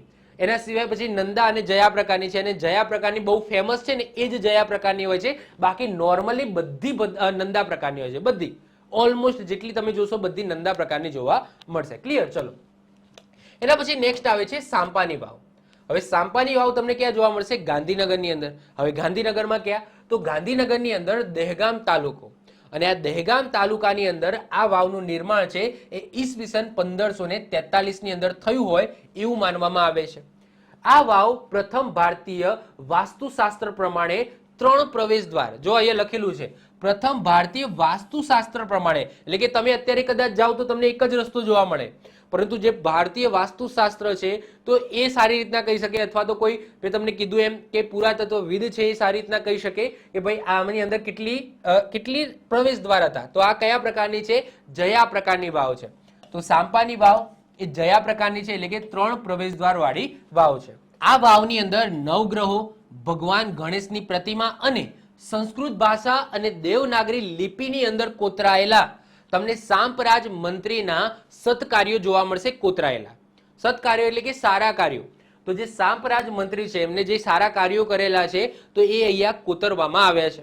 તો આ સાંપરાજ મંત્રીના કાર્યો કોતરવામાં આવે છે, એના લીધે ઓકે નામ છે અહીંયા લેવામાં આવ્યું છે સાંપાની વાવ, જે તમને ક્યાં જોવા મળશે? ગાંધીનગરના દહેગામ તાલુકાની અંદર જોવા મળશે. ક્લિયર? ચલો, એના પછી નેક્સ્ટ વાત કરીએ 6થા નંબરે, એ છે અંબાપુરની વાવ. તો અંબાપુરની વાવ પણ ક્યાં આવેલી છે? ગાંધીનગરની અંદર તમને જોવા મળશે. તો ગાંધીનગરથી 12 કિલોમીટરના અંતરે અંબાપુરમાં આવેલી આ વાવ 5 માળ ઊંડી છે. કેટલી? 5 માળ ઊંડી છે. અમુક એવી વાવ હશે જેના નામ તમે સાંભળ્યા પણ નહીં હોય, પરંતુ બહુ કહેવાય છે બહુ અદ્ભુત છે. ઘણી બધી વાવો આપણા ગુજરાતની અંદર છે. તમે કદાચ 7 કે 8 એવા નામ જાણતા હશો, અથવા તો તમારી આજુબાજુ કોઈ લોકલ એવી વાવ હશે એનું નામ જાણતા હશો, પરંતુ આખા ગુજરાતમાં ઘણી બધી વાવ છે. હું તમને કહું છું, મેં 40 શોધીને લાવ્યો છું, પરંતુ ઘણી બધી વાવ હશે. કદાચ 50-60 વાવ હોઈ શકે છે લોકલ લેવલે. આપણને ખાલી મોટી મોટી વાવ પણ ખબર હોય છે. ક્લિયર? તો અંબાપુરની વાવ ગાંધીનગરની અંદર તમને જોવા મળશે. એનું સ્ટ્રક્ચર જે અહીંયા ઇમેજીસ મૂકેલા છે એના આધારે જ તમે કહી શકો કે કેટલી ફેમસ હશે. એનું સ્ટ્રક્ચર તમે જોઈ લો તો 5 માળ ઊંડી છે. આ વાવના કિનારે લગભગ 150 વર્ષથી આરાસુરી જે અંબે માતા છે એમની જ્યોત સ્વરૂપે અહીંયા બિરાજમાન છે. તો આ વાવ છે, આ વાવની બાજુમાં જ તમને આરાસુરી જે અંબે માતા છે એમની જ્યોત તમને જોવા મળશે, અને એ જ્યોત 150 વર્ષથી સળગે છે. ક્લિયર? દર પૂનમે આજે વાવની અંદર નહીં, પરંતુ વાવની બાજુમાં જે અંબે માતાનું જે દેરી છે જ્યાં એમની જ્યોત સળગે છે, ત્યાં દર પૂનમે પ્લસ આસો સુદ 14ના દિવસે ભરાતા મેળામાં હજારો શ્રદ્ધાળુઓ આ વાવના કિનારે જે અંબે માતા છે એમની જે જ્યોત સળગે છે એમના દર્શનાર્થે આવે છે. ક્લિયર? તો આ યાદ રાખીશું. અંબાપુરની વાવ ક્યાં આવેલી છે? ગાંધીનગરની અંદર, જેની બાજુમાં 150 વર્ષથી પણ જૂનું તમે કહી શકો અંબે માતાની જે જ્યોત છે એ સળગે છે. એટલે કે જ્યોત સ્વરૂપે અહીંયા ખુદ અંબે માતા છે એ બિરાજમાન છે, અને અહીંયા મેળો પણ ભરાય છે. ક્યારે? દર પૂર્ણિમે તો ભરાય છે, પરંતુ જે મોટો મેળો છે એ આસો સુદ 14ના દિવસે ભરાય છે. ક્લિયર? ચલો, એના પછી નેક્સ્ટ વાત કરીએ 7મા નંબરે માણસાની વાવ. હવે માણસા છે એ બધાને ખબર છે ક્યાં આવેલું છે? ગાંધીનગરની અંદર. તો માણસાની વાવ એ પણ તમને ગાંધીનગરની અંદર જોવા મળશે. આવી સરસ મજાની વાવ તમને માણસામાં પણ જોવા મળશે. આ વાવ પણ કેટલા માળ ઊંડી છે? તો 5 માળ ઊંડી છે. આ વાવમાં આવેલા લેખ મુજબ, આ વાવની અંદર જે લેખ છે એ પ્રમાણે માણસાની વાવનું નિર્માણ છે એ વર્ષ 1582 ની અંદર થયું હશે એવું માનવામાં આવે છે. આ વાવની અંદર તમને ભૈરવની પ્રતિમા અને અંબાજી માતાની દેરી પણ જોવા મળશે. તો આ માણસાની વાવ ક્યાં આવેલી છે? આવું સિમ્પલ પૂછાય તો તમને ખબર હોય છે ભાઈ ગાંધીનગરની અંદર આવેલી છે. કયા પ્રકારની પૂછાય? નંદા પ્રકારની. લખી દેવાનું. મને પણ નથી ખબર હો, પણ હું કહું છું કે આવું પૂછાય તો લખી દેવાનું નંદા પ્રકારની. ઓકે? બીવાનું નહીં, નંદા પ્રકારની ઠોકીને આવવાનું. જ્યારે પણ યાદ રાખજો એક્ઝામની અંદર એવું હોય 50% ચાન્સ હોય ને ત્યારે એ રિસ્ક લઈ લેવાનું. જ્યારે આપણને ખબર હોય કે ભાઈ આનો જવાબ આ બેમાંથી તો નથી જ, આ બેમાંથી ગમે તે એક છે, ત્યારે રિસ્ક લઈને જ આવવાનું. ક્લિયર? તો જ્યારે પણ વાવ પૂછાય તો કાં તો નંદા છે કાં તો જયા છે, એમાંથી સૌથી વધારે નંદા છે તો નંદા ઠોકીને આવવાનું. ઓકે, એના પછી 8મા નંબરે વાત કરીએ શનિની વાવ. શનિની વાવ તમને ક્યાં જોવા મળશે? દેવભૂમિ દ્વારકા જિલ્લાની અંદર જોવા મળશે. તો કુંડ અને વાવ બંનેના લક્ષણ ધરાવતી, કુંડ અને વાવ બંનેના લક્ષણ ધરાવતી આ વાવ દેવભૂમિ દ્વારકા જિલ્લાના ભાણવડ તાલુકાના હાથલામાં પનોતી મંદિરની બાજુમાં આવેલી છે, જે 9મી કે 10મી સદીમાં બનેલી હશે. હવે જો તમારા કોઈ પુસ્તક હશે એની અંદર જો આ શનિની વાવ હશે ને તો ત્યાં બાજુમાં જામનગર પણ લખેલું હશે, પરંતુ જામનગર એ ખોટો આન્સર છે. જામનગર નહીં આવે, દેવભૂમિ દ્વારકા જ આવશે. તો શનિની વાવ છે એ દેવભૂમિ દ્વારકા જિલ્લામાં છે. દેવભૂમિ દ્વારકા જિલ્લાની અંદર જે ભાણવડ તાલુકો છે, આ ભાણવડ તાલુકામાં હાથલા આવેલું છે, અને હાથલામાં તમને પનોતી મંદિર જોવા મળશે. પનોતી મંદિર, અને એ પનોતી મંદિરની બાજુમાં તમને આ શનિની વાવ જોવા મળશે. 11.30 મીટર લાંબી અને 6 મીટર પહોળી આ વાવના અંદર ઉતરવા માટે પગથિયાની પણ રચના કરવામાં આવે છે. ક્લિયર? તો કુંડ પણ તમે કહી શકો અથવા તો વાવ, પરંતુ કુંડ જેવી આ વાવ છે તો એને નામ આપવામાં આવ્યું છે શનિની વાવ. ક્યાં આવેલી છે? દેવભૂમિ દ્વારકા જિલ્લામાં આવેલી છે. ઓકે, એના પછી નેક્સ્ટ વાત કરીએ છીએ 9મા નંબરે શક્તિકુંડ. એકચ્યુઅલી એને શક્તિકુંડ કહેવામાં આવે છે. અહીંયા હું જેલો છું મહેસાણા જિલ્લાની અંદર આખજ ગામની અંદર, આખજ ગામથી થોડું દૂર પણ આમ તો આખજની અંદર જ આવે છે. આ ટાઈપનું સરસ મજાનો કુંડ આવેલો છે, આને કુંડ જ કહેવામાં આવે છે, પરંતુ આનું સ્ટ્રક્ચર તમે જોશો તો વાવ જેવું જોવા મળશે. દેખાય છે? કારણ કે અહીંયાથી જો આમ જોશો તો આ રીતના પહેલા તો પેટાળમાં છે, પૃથ્વીના પેટાળ ક્યાં? જમીનથી થોડું નીચે છે. ઓકે, જમીનની અંદર છે, અને આ રીતના સીડીઓ છે, અને અહીંયા કુંડ છે. સેન્ટરમાં કૂવો છે એટલે કે કુંડ છે. તો સ્ટ્રક્ચર તમે જો કુંડ જેવું છે. જે રીતના સૂર્યકુંડ, મોઢેરા જે સૂર્ય મંદિર છે એની આગળ જે છે એ કુંડ છે, એને આપણે વાવ નથી કહેતા, એને સૂર્યકુંડ કહીએ છીએ, પરંતુ એનું સ્ટ્રક્ચર તમે જોશો ને તો એક્ઝેક્ટલી વાવ જેવું છે.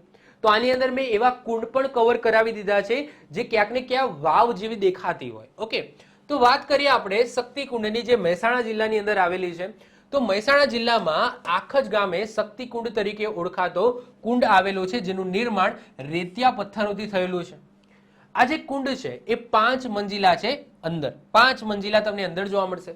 આ કુંડની ફરતે ખૂણામાં કોણ સોપાન શ્રેણી અને બંને બાજુ પગથિયા ધરાવતી ચોરસ સંરચના ધરાવે છે.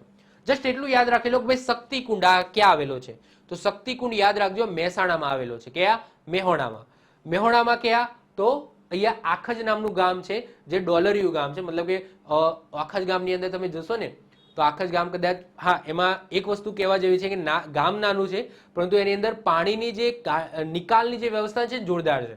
મતલબ કે આખું ગામ છે ને આ રીતના છે, એમાં જે રસ્તા છે ને આ રીતના ઢાળવાળા છે, તો પાણી ભરાય જ નહીં, આમ નીકળી જાય. અને ડોલરિયું ગામ ધેટ્સ મીન્સ કે ત્યાંથી બ્લેકમાં બધા ઘણા બધા, બ્લેકમાં કહો કે પેલામાં કહો, સાદી રીતના કહો, જે પણ તમે કહો, પરંતુ મોસ્ટ ઓફ ધ કેસની અંદર બધા ક્યાં છે? યુએસએ છે. ઓકે, તો ત્યાં તમને વધારે ઘરડા લોકોને એવું બધું વધારે જોવા મળશે, બાકી આખું ગામ ડોલરિયું છે. ઓકે, વધે છે 10મા નંબરે સાસુની વાવ અને વહુની વાવ. એકચ્યુઅલી સાસુ વહુની વાવ તમે ક્યાંક સાંભળ્યું હશે, પરંતુ સાસુની વાવ અને વહુની વાવ બંને અલગ અલગ વાવ છે, એક વાવ નથી, બંને જોડે જોડે છે, પરંતુ બે અલગ અલગ વાવ છે, બંને નંદા પ્રકારની છે. તો પૂછાય કે સાસુની વાવ ક્યાં આવી, વહુની વાવ ક્યાં આવી, તો ક્યાં આવી? મહીસાગરની અંદર આવી. ક્યાં આવી? મહીસાગરની અંદર આવી. તો સાસુની વાવ અને વહુની વાવ, તો સાસુની વાવ અને વહુની વાવ બંને પાસ પાસે મહીસાગર જિલ્લાના ખાનપુર તાલુકાના લવાના ગામે આવેલી છે. બંને વાવ એક જ પ્રવેશ દ્વાર ધરાવતી નંદા પ્રકારની વાવ છે. અહીંયા મેં જે ઇમેજીસ મૂકેલા છે ને એ સાસુની વાવના છે, કારણ કે સાસુની વાવ મોટી છે, એની અંદર સારું કોતરણી કામ છે અને દેખાવમાં પણ સુંદર લાગે છે. તો આ જે ઇમેજીસ છે એ સાસુની વાવના છે, અને બાજુમાં આઈ થિંક અહીંયા તમે જોશો કે વહુની વાવ છે, પરંતુ એની ઇમેજીસ મને ના મળી. ઓકે, તો સાસુ કે વહુની વાવ ક્યાં આવેલી છે? ભાઈ મહીસાગરમાં આવેલી છે. બંને નંદા પ્રકારની છે, એક પ્રવેશ દ્વાર ધરાવે છે. સાસુ વાવમાં ઉતરતા, ઓકે, આ જે સાસુની વાવ છે એની અંદર ઉતરતા એક ગોખમાં લજ્જા ગૌરી નંદીશ્વરનું શિલ્પ તમને જોવા મળશે. આ સાથે નવગ્રહનો પટ્ટો, દશાવતારનો પટ્ટો, વિષ્ણુ તથા વૈષ્ણવીની 2 પ્રતિમાઓના પણ શિલ્પ તમને આની અંદર સ્થિત જોવા મળશે. ક્લિયર? તો સાસુની વાવ પૂછાય કે વહુની વાવ પૂછાય, અથવા તો સાસુ વહુની વાવ પૂછાય, તો ક્યાં આવેલી છે ભાઈ? મહીસાગર, સોરી, યસ, મહીસાગર જિલ્લાની અંદર આવેલી છે. કયા ગામે? લવાણા ગામે. ક્યાં? લવાણા ગામે. ઓકે, નેક્સ્ટ વાત કરીએ મિનળ વાવ. હવે આ મિનળ દેવી ઉપરથી જ નામ પડ્યું છે, મિનળ વાવ. તો આપણે, તમે હિસ્ટ્રી વાંચો તો હિસ્ટ્રીની અંદર ક્યાંય પણ સોલંકી વંશની અંદર તમને આ વાવનો ઉલ્લેખ નહીં જોવા મળે, પરંતુ એવી માન્યતા છે કે સિદ્ધરાજ જયસિંહની જે માતા હતા મિનળ દેવી, અને મિનળ દેવી દ્વારા આ વાવનું બાંધકામ થયેલું છે, આવી માન્યતા છે. પ્રૂફ નથી થયેલું. ઓકે, તો જો પ્રૂફ નથી થયું એટલા માટે હિસ્ટ્રીની અંદર સોલંકી કાળની અંદર તમને આનો ઉલ્લેખ નહીં જોવા મળે, પરંતુ યસ, મિનળ વાવ કરીને પણ એક વાવ એક્ઝિસ્ટ કરે છે રાજકોટની અંદર. તો રાજકોટ જિલ્લાના વીરપુર ગામે આવેલી આ મિનળ વાવ, એનું નિર્માણ સોલંકી વંશના રાજા સિદ્ધરાજ જયસિંહના માતા મિનળ દેવી દ્વારા બાંધવામાં આવી હોય એવી માન્યતા છે. આ વાવ એક જ પ્રવેશ દ્વાર ધરાવે છે. તો કેવી હશે સાહેબ? નંદા પ્રકારની વાવ છે. ઓકે, સીધા પગથિયા તમને જોવા મળશે, અને ઇમેજીસ બતાવું તો આવી કંઈક મિનળ વાવ દેખાય છે. ઓકે, તો આ છે મિનળ વાવ, જે તમને ક્યાં જોવા મળશે? રાજકોટની અંદર. તો આ એક્ઝામની અંદર આવું પણ પૂછાઈ જાય, સિમ્પલ જ પૂછાય. જો હું કહું છું ત્યાં સુધી 80% ચાન્સીસ છે કે જો વાવમાંથી ક્વેશ્ચન આવશે તો એ જિલ્લાનું જ આવશે, કે સાહેબ આ વાવ છે ક્યાં આવેલી છે, કયા જિલ્લામાં આવેલી છે. એમાંથી જો ખોપચામાંથી ક્વેશ્ચન કાઢ્યો, મતલબ કે બહુ દૂરની કોઈ ગામની છેવાડાની કોઈ વાવ કાઢી, તો એમાં 100% શું હશે? જિલ્લો જ હશે. પરંતુ આ બહુ ફેમસ વાવ છે, એવી જો વાવનો ક્વેશ્ચન કાઢવો હશે ને તો એમાં પ્રકાર પૂછી લેશે, અથવા તો કંઈક એવી નવીનતમ વસ્તુ હશે એ પૂછી લેશે. ક્લિયર? તો બહુ ફેમસ હોય તો એમાં ડીપમાં જશે, બહુ દૂરની વાવ હશે, બહુ અજાણી વાવ હશે, બહુ ફેમસ નહીં હોય એવી વાવ હશે, તો એમાં વધારે ચાન્સીસ છે કે જિલ્લામાંથી ક્વેશ્ચન પૂછાય. ક્લિયર? ચલો, તો આ થઈ ગઈ વાવ. એના પછી 12મા નંબરે આવે છે અંકોલ માતાની પ્રાચીન વાવ. આને પ્રાચીન વાવ તરીકે ઓળખવામાં આવે છે. પ્રાચીન વાવ ક્યાં આવી? પરંતુ એક્ઝેક્ટલી હું કહું તો આને અંકોલ માતાની પ્રાચીન વાવ કહેવામાં આવે છે. ક્યાં આવેલી છે? સાબરકાંઠા જિલ્લાની અંદર આવેલી છે. તો સાબરકાંઠા જિલ્લાના ઈડર તાલુકામાં દાવડ નામનું ગામ છે. આને દાવડની વાવ પણ કહેવામાં આવે છે. દાવડની વાવ. તો દાવડની વાવ પણ છે એનું નામ.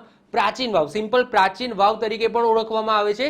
સાથે સાથે અંકોલ માતાની પ્રાચીન વાવ એવું પણ કહેવામાં આવે છે. તો દાવડ ગામની પશ્ચિમે અંકોલ માતાની વાવ તરીકે ઓળખાતી પ્રાચીન વાવ આવેલી છે. રેતિયા પથ્થરથી નિર્માણ પામેલી આ વાવ ઉત્તરાધિમુખ છે. ઉત્તરાધિમુખનો મતલબ શું થાય? એનું જે ફેસ છે, જ્યાંથી એ ઉતરવાનું છે, એ ક્યાં, જ્યાંથી તમે ઉતરો છો એ દિશા કઈ છે? ઉત્તર છે. તો એને શું કહીશું? ઉત્તરાભિમુખ કહીશું. ઉત્તરાભિમુખ. જે રીતના મોઢેરાનું સૂર્ય મંદિર એ પૂર્વાભિમુખ છે. ઓકે, એનું મોઢું જે ગર્ભગૃહનો દરવાજો છે એ પૂર્વ બાજુ છે. એ રીતના આ ઉત્તરાભિમુખ છે. આ વાવ એક જ પ્રવેશ દ્વાર ધરાવતી કેવી વાવ છે સાહેબ? નંદા પ્રકારની વાવ છે. કેવી છે? નંદા પ્રકારની વાવ છે. તો અંકોલ માતાની પ્રાચીન વાવ ક્યાં આવેલી છે? સાબરકાંઠામાં આવેલી છે. નંદા પ્રકારની વાવ છે. ક્લિયર? તો અંકોલ માતાની વાવ કંઈક આવી દેખાય છે. જો સરસ મજા છે. મતલબ કે સ્ટ્રક્ચર તમે જુઓ, સરસ મજાનું સ્ટ્રક્ચર તમને જોવા મળશે. નીચેથી આવી કંઈક દેખાય છે. ઓકે, તો આવી જે વાવ છે એને ફેમસ થવું જોઈએ ઓબ્વિયસલી.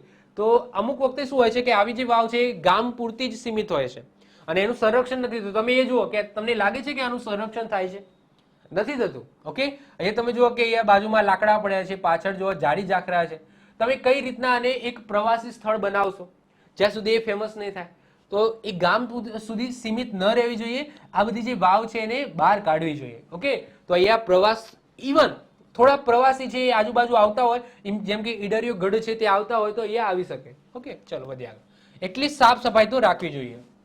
એના પછી નેક્સ્ટ આવે છે રાજબાઈની વાવ, જેને રાતબા વાવ તરીકે પણ ઓળખવામાં આવે છે. કોઈક જગ્યાએ રાતબા વાવ લખેલું હશે, કોઈક જગ્યાએ રાજબાઈની વાવ લખેલું હશે. તો રાજબાઈની વાવ અથવા તો રાતબા વાવ ક્યાં આવેલી છે? તો સુરેન્દ્રનગરની અંદર આવેલી છે. તો સાહેબ સુરેન્દ્રનગર જિલ્લાના વઢવાણ તાલુકામાં રામપરા ગામે સુંદર સ્થાપત્ય કોતરણી તથા 2 નમૂન કારીગરીથી બનેલ રાજબાઈ વાવ આવેલી છે, જે પુરાતત્વવિદ દ્વારા સંરક્ષિત છે. તો યસ, જેટલી પણ મહત્વપૂર્ણ વાવ છે એ પુરાતત્વવિદ દ્વારા તો એટલી સંરક્ષિત હોવી જોઈએ જેનાથી એનું સંરક્ષણ થઈ શકે, સફાઈ યોગ્ય રીતના થઈ શકે. ઓકે, તો ક્યાં આવેલી છે? વઢવાણ તાલુકાની અંદર આવેલી છે, સુરેન્દ્રનગર જિલ્લામાં રાજબાઈ વાવ, જેને રાતબા વાવ તરીકે પણ ઓળખવામાં આવે છે. કેવી દેખાય છે? જોવા યાર, સરસ મજાની દેખાય છે. ઓકે, આ એની ઇમેજ છે, થોડી ઝાંખી છે. આ એની પ્રોપર ઇમેજ તમે જોઈ શકો છો કે અંદરથી ઉતર્યા પછી અંદરથી કંઈક આ ટાઈપની દેખાય છે આ વાવ. ક્લિયર? તો રાજબાઈ વાવ અથવા તો રાતબા વાવ ક્યાં આવેલી છે? તો સુરેન્દ્રનગર જિલ્લામાં આવેલી છે. ઓકે, એના પછી નેક્સ્ટ વાત કરીએ 14મા નંબરે ગંગા વાવ તથા માધા વાવ. તો ગંગા વાવ અલગ છે, માધા વાવ અલગ છે અને આ બંને ક્યાં આવેલી છે? સુરેન્દ્રનગર જિલ્લામાં જ છે. તો ગંગા વાવ અને માધા વાવ ક્યાં આવેલી છે સાહેબ? સુરેન્દ્રનગરની અંદર. ઓકે, તો પ્રજા માટે પ્રાણ સમર્પિત કરનાર એવા વાઘેલા રાજા સારંગદેવના મંત્રી માધવના પુત્ર અને પુત્રવધુની દંતકથા સાથે સંકળાયેલી, હવે દંતકથા હું કહેવાનો નથી, તો એ દંતકથા સાથે સંકળાયેલી આ માધા વાવ ગુજરાત પુરાતત્વ વિભાગ દ્વારા સંરક્ષિત કરવામાં આવી છે. કેવી સરસ મજાની દેખાય છે. તમે જુઓ એની અંદરનું સ્ટ્રક્ચર કંઈક આવું છે. હવે પુરાતત્વ વિભાગ છે, આ ઇમેજ કદાચ ખોટી હોય અથવા તો બહુ જૂની હોય, પરંતુ ગંદકી દેખાય છે અહીંયા તો. ઓકે, અત્યારે કદાચ પછી સાફ સફાઈ કરી હોય ખબર નહીં, પરંતુ જેવી ગૂગલમાં મને ઇમેજ મળે છે એવી જ ઇમેજ લાઈને અહીંયા મૂકું છું. ઓકે, તો અહીંયા તમે જુઓ છો, અહીંયા પણ અહીંયા સાફ સફાઈ મને લાગતી નથી. ઓકે, તો પુરાતત્વ વિભાગ દ્વારા જો સંરક્ષિત હોય તો આવી વસ્તુ ન હોવી જોઈએ. ઇવન આવી વસ્તુ નહીં હોય તો અત્યારે કદાચ થઈ હોય, સફાઈ કરી હોય તો મને કહેજો. કોઈ આજુબાજુ હોય સુરેન્દ્રનગરની અંદર કોઈ રહેતું હોય, ગંગા વાવ માધા વાવ જયા હોય તો તમે જોજો ભાઈ આવું છે કે એકચ્યુઅલીમાં છે કે નહીં. ઓકે, સફાઈ થાય છે કે નહીં. ઓકે, એ તમારે મને કહેવાનું છે.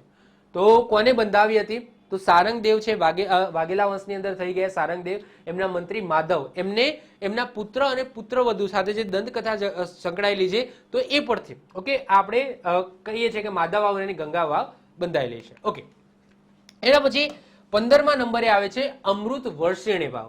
આ પણ બહુ ફેમસ છે. તો અમૃત વર્ષિણી વાવ કે એ ક્યાં આવેલી છે? અમદાવાદની અંદર આવેલી છે. તો અમદાવાદમાં યાદ રાખજો પહેલા તો અમૃત વર્ષિણી વાવ આવેલી છે. અહીંયા દેખાય છે, દેખાય છે, સરસ મજાની જ વાવ છે.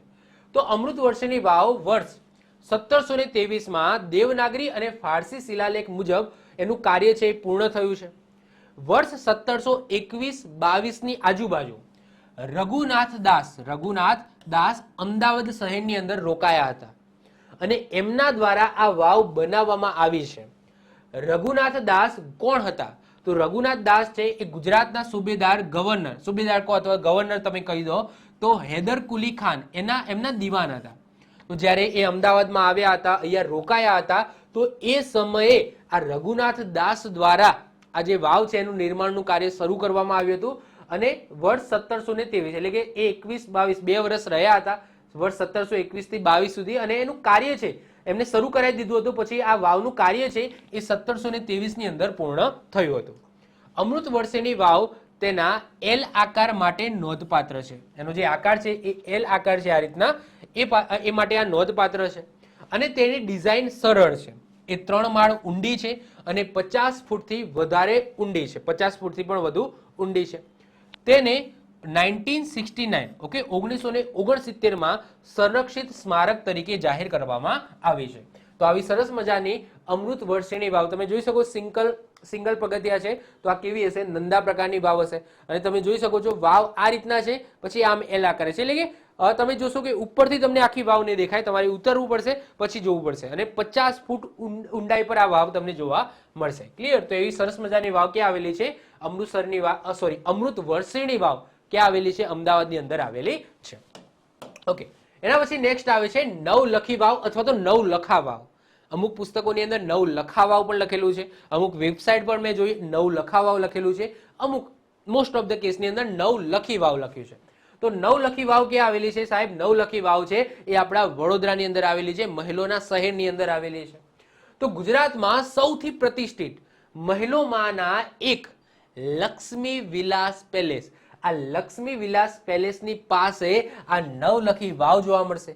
અને એકચ્યુઅલી આ નવલખી વાવની એનો ઉપયોગ જ છે ને એ લક્ષ્મી વિલાસ પેલેસમાં પાણીનો સંગ્રહ કરવા અને સેવા આપવા માટે થતો હતો. મેન ઉદ્દેશ્ય જે હતો કે આ લક્ષ્મી વિલાસ જે પેલેસ છે એની અંદર પીવાનું પાણી મળી રહે, સાથે સાથે સેવા કાર્ય માટે પણ આ વાવ છે એ બનાવવામાં આવી હતી. ક્લિયર? તો ક્યાં આવેલી છે? તો નવલખી વાવ વડોદરામાં લક્ષ્મી વિલાસ પેલેસ પાસે આવેલી છે. આપણે પેલેસનો વિડીયો બાકી છે તો એમાં આપણે ડીપમાં લક્ષ્મી વિલાસ પેલેસની વાત કરીશું. બહુ મોટો પેલેસ છે. હું હમણાં જ ગયો હતો, હમણાં દેટ્સ મીન્સ કે આઈ થિંક 2 કે 3 વર્ષ પહેલા ગયો હતો. તમે જાઓ એટલે તમને ઇયરફોન આપી દેશે અને તમારે ઇયરફોન લગાવી દેવાના, એની અંદર ઇતિહાસ ચાલતો હોય અને તમને કહેશે કે આ જગ્યાએ જઈને ઉભા રહો, તમારી સામે આ બધી વસ્તુઓ દેખાય છે અને એનો ઇતિહાસ તમને કાનમાં સંભળાશે. તો બહુ સરસ મજાની વ્યવસ્થા કરવામાં આવી છે. તમે 1 નંબર 2 નંબર આ રીતના નંબર લખેલા છે અને તમને કહેશે 1 નંબર દબાવો એટલે કે 1 નંબરમાં જે પણ વસ્તુઓ મૂકેલી હોય એનો ઇતિહાસ તમને કાનમાં સંભળાશે કે આ રાજાઓ આનો ઉપયોગ કરતા હતા, આમ હતું તેમ હતું. તો સરસ મજાનું એનો વ્યવસ્થા કરવામાં આવી છે લક્ષ્મી વિલાસ પેલેસની અંદર. ચલો આવી જાઓ પાછા વાવ ઉપર. તો આ વાવના નિર્માણમાં 9 લાખ સોનાના સિક્કા ખર્ચવામાં આવ્યા હતા. એટલા માટે આ જે વાવ છે એને નવલખી વાવ કહેવામાં આવે. સુલતાન મુઝફ્ફર શાહ દ્વારા 15મી સદી દરમિયાન બાંધવામાં આવેલી વાવના માળને ઝીણવટપૂર્વક કોતરવામાં આવી છે અને નીચેના માળને બ્રાહ્મી લિપિમાં આવરી લેવામાં આવે છે. તો કોને બંધાવી અથવા તો આનું જે ઝીણવટપૂર્વક કાર્ય છે એ કોને કરાવ્યું હતું? તો સુલતાન મુઝફ્ફર શાહ દ્વારા કરાવવામાં આવ્યું હતું. તો જસ્ટ પણ પહેલા એટલું યાદ રાખી લો ભાઈ, નવલખી વાવ છે ક્યાં આવેલી છે સાહેબ? વડોદરાની અંદર આવેલી છે. અને એનું મુખ્ય કાર્ય છે એ ક્યારે થતું હશે? તો એનું મુખ્ય એનો ઉદ્દેશ્ય જે હતો કે જે લક્ષ્મી વિલાસ પેલેસ છે એમાં પીવાનું પાણી મળી રહે, સાથે સાથે સેવાના કાર્યો માટે પણ આ વાવ છે એ બાંધવામાં આવી હતી. એના પછી બહુ ફેમસ આપણા જુબાન ઉપર હોય એવી અડીકડીની વાવ. અડીકડીની વાવ ક્યાં આવેલી છે? બધાને ખબર છે જુનાગઢની અંદર જે ઉપરકોટનો કિલ્લો છે, આ ઉપરકોટના કિલ્લાની અંદર અડીકડીની વાવ અને નવગણ કૂવો પણ આવેલો છે. નવગણ કૂવો પણ સાથે સાથે આપણે બોલતા આવીએ છીએ. તો નવગણ કૂવો અને અડીકડીની વાવ ક્યાં આવેલી છે? જુનાગઢની અંદર આવેલી છે. આદિ અડીકડીની વાવ 15મી સદીમાં બનાવવામાં આવી હતી. આ વાવને બાંધવામાં નથી આવી સાહેબ, આ વાવને બાંધવામાં નથી આવી, પરંતુ આ વાવને કોતરવામાં આવી છે. તો આ પથ્થર છે, આ પથ્થરને કોતરીને આ વાવ બનાવવામાં આવી છે. તો આ રીતના છે મોટો શિલા, એને કોતરીને આ રીતના અંદર વાવ બનાવવામાં આવી છે. નંદા પ્રકારની છે, દેખાય છે. તો બાંધવામાં નથી આવી, પરંતુ સખત ખડકોમાં કોતરીને આ વાવનું નિર્માણ કરવામાં આવ્યું છે. આની અંદર તમને વધારે શિલ્પ તમને કઈ જોવા નહીં મળે, કારણ કે પથ્થરો છે, પથ્થરોને કોતરીને સિમ્પલ ઓકે અને વાવનું નિર્માણ કરવામાં આવ્યું છે. એક જ પ્રવેશ દ્વાર છે, બહુ સાંકડો પ્રવેશ દ્વાર છે, તો નંદા પ્રકારની વાવ છે. કુવા સુધી પહોંચવા સાંકડા, ઓકે, સાંકડા કોરિડોરમાં 166 પગથિયા છે. કુવાની ઉપર પાતળા ખડકોના પડમાં એક નાની બારી કોતરેલી છે અને ખડકોનું જે તળિયું છે એ ભૂસાઈ ગયેલ દિવાલોનું દેખાય છે.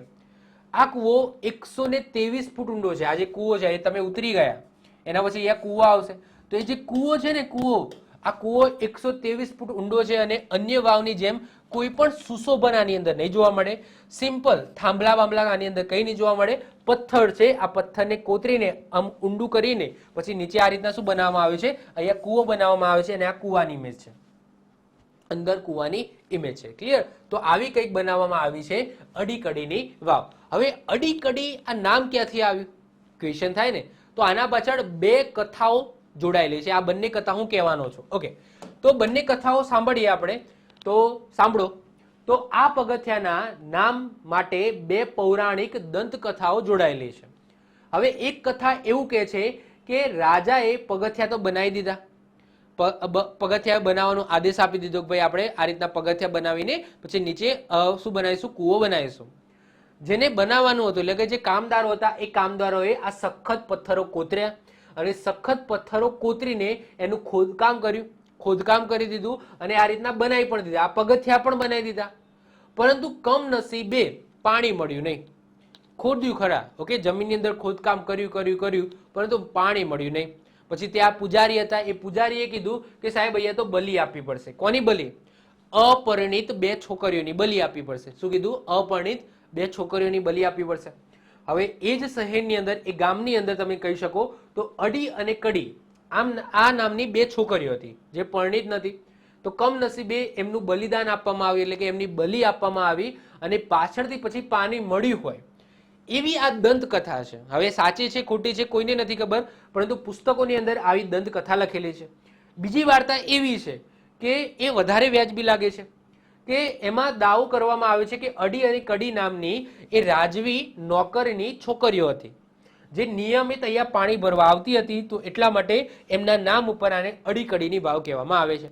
હવે તમારી સમક્ષ મેં બે કથાઓ મૂકી છે. કથાઓ તમને પૂછાવાની નથી, ના તમારે યાદ રાખવાની છે. જસ્ટ હું બોલ્યો 2 મિનિટ એ તમે ભૂલી જાઓ. ઓકે, આ જસ્ટ કથા છે, આને યાદ રાખતા નહીં. ક્લિયર? ચલો વધીએ આગળ. નેક્સ્ટ વાત કરીએ છીએ 18મા નંબરે વાંકાનેર પેલેસની વાવ. તો જે વાંકાનેરનો પેલેસ એટલે કે મહેલ આવેલો છે એ મહેલની અંદર તમને એક વાવ જોવા મળશે, એને વાંકાનેર પેલેસની વાવ કહેવામાં આવે છે. અને આ સાહેબ પેલેસ ક્યાં આવેલો છે નામથી ખબર પડી જાય, વાંકાનેર, મોરબી. ઓકે, મોરબીની અંદર આ તમને વાંકાનેર પેલેસ જોવા મળશે. તો મચ્છુ નદીના વળાંકને પકડીને વાંકાનેરનો પેલેસ સુંદર, વિશાળ અને ખુલ્લા વાતાવરણ વચ્ચે ઊભો છે. વાંકાનેર પેલેસ વાવ સફેદ રેતીના પથ્થરમાં બાંધવામાં આવી છે, એ તમે જોઈ શકો છો. હાલમાં તે ગુજરાતમાં ઓછા જોવાલાયક સ્થળોમાંનું એક છે. કમનસીબે તે સારી રીતે સચવાયેલી હેરિટેજ રચનાનું ઉત્તમ ઉદાહરણ છે. હાલમાં મહેલ પોતે એક ઉચ્ચ અંતિમ ભવ્ય હોટલની અંદર કાર્ય કરે છે. હવે આ જે વાંકાનેરનો પેલેસ છે એને હોટલ બનાવી દેવામાં આવી છે અને એ હોટલનું નામ શું છે તો royal oasis. Okay, I think ઇંગ્લિશમાં નામ હશે, તો એનું સ્પેલિંગ તમે જોશો તો વધારે આઈડિયા હશે. એનું ગુજરાતી થઈ ગયું છે તો રોયલ ઓએસિસ હોટલ, આવું નામ આપવામાં આવ્યું છે આ હોટલનું.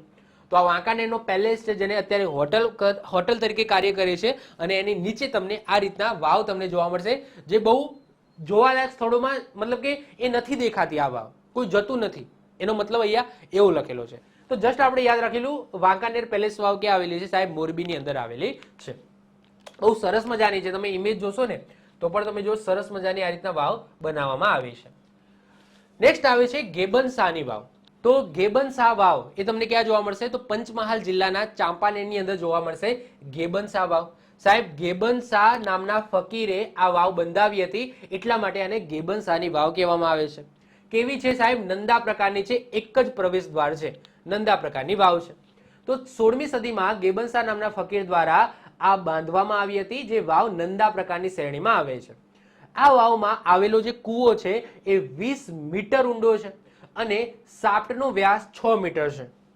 જમીન સ્તરે કૂવાની લંબાઈ લગભગ 50 મીટર છે અને કૂવામાં હજુ પણ તમને પાણી જોવા મળશે. ઇમેજની અંદર પણ તમે જુઓ કે એની અંદર પાણી એક્ઝિસ્ટ કરે છે. ક્લિયર? તો આ કૂવાની અંદર હજુ પણ પાણી છે. તો અહીંયાથી આ ઇમેજ છે ને એ નીચેથી લેવામાં આવે છે. આ છેક નીચેથી આ રીતના આમ લેવામાં આવે છે. એટલે કે અહીંયાથી તમે જશો ને તો છેલ્લે તમને કૂવો જોવા મળશે. આ કૂવો છે. ઓકે, તો આમથી ઇમેજીસ પાડવામાં આવી છે. તો આવી સરસ મજાની વાવ છે ગેબનશાહની વાવ. તમને ક્યાં જોવા મળશે? ચાંપાનેરની અંદર. તો કોઈ વાર ચાંપાનેર જાઓ, ઓકે, તો આ વાવ જોજો. ક્લિયર? ચલો વાત કરીએ આગળ. તો આ વાવને એની અત્યાધુનિક જળ વ્યવસ્થાપન પ્રણાલી માટે વખણાય છે. તે એટલી અસરકારક રીતે સંચાલિત કરવામાં આવ્યું હતું કે એમાં રહેતા લોકો ક્યારે પણ પાણી વિના ગયા નથી. એટલે કે કોઈ વ્યક્તિ પાણી લેવા આવ્યું હોય અને પાણી ન મળ્યું હોય, એટલે કે એ વખતે ઉનાળો ચાલતો હોય કે દુષ્કાળ પડ્યો હોય, એની અંદર પાણી જોવા મળશે. તો એવી સરસ મજા. ઇવન અત્યારે તમે જુઓ કે વર્ષો પછી પણ અત્યારે પાણી જોવા મળે છે.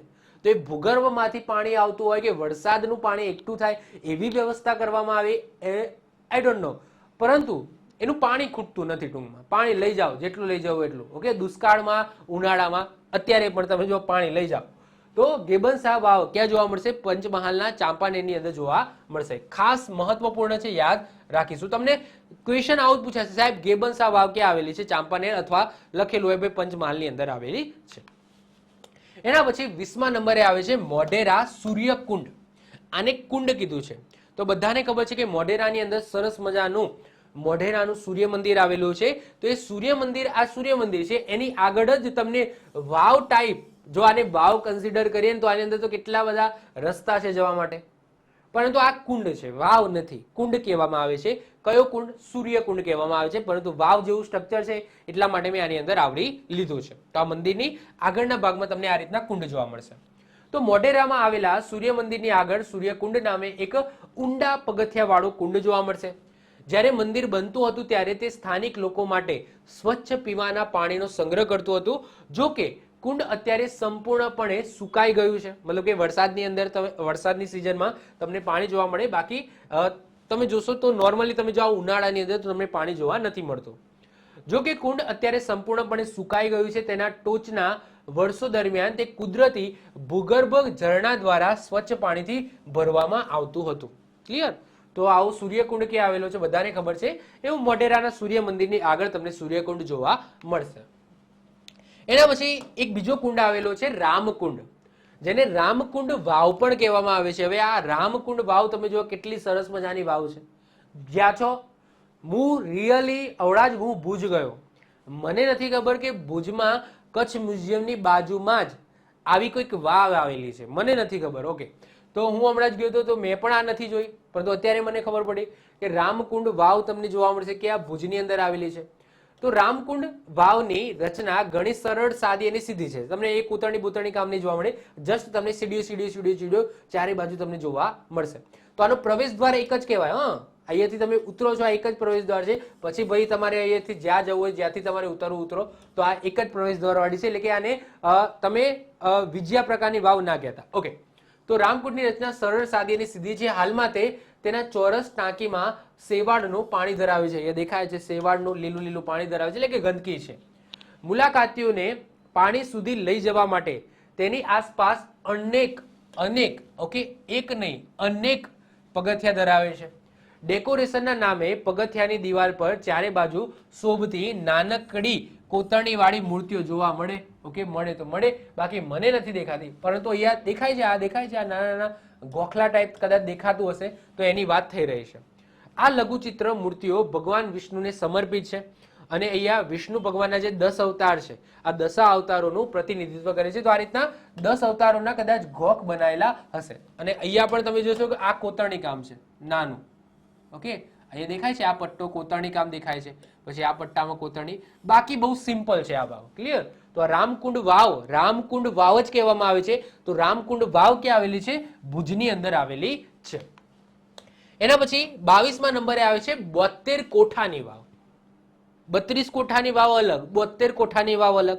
તો 72 કોઠાની વાવ તમને મહેસાણામાં જોવા મળશે, મહેસાણામાં જોવા મળશે.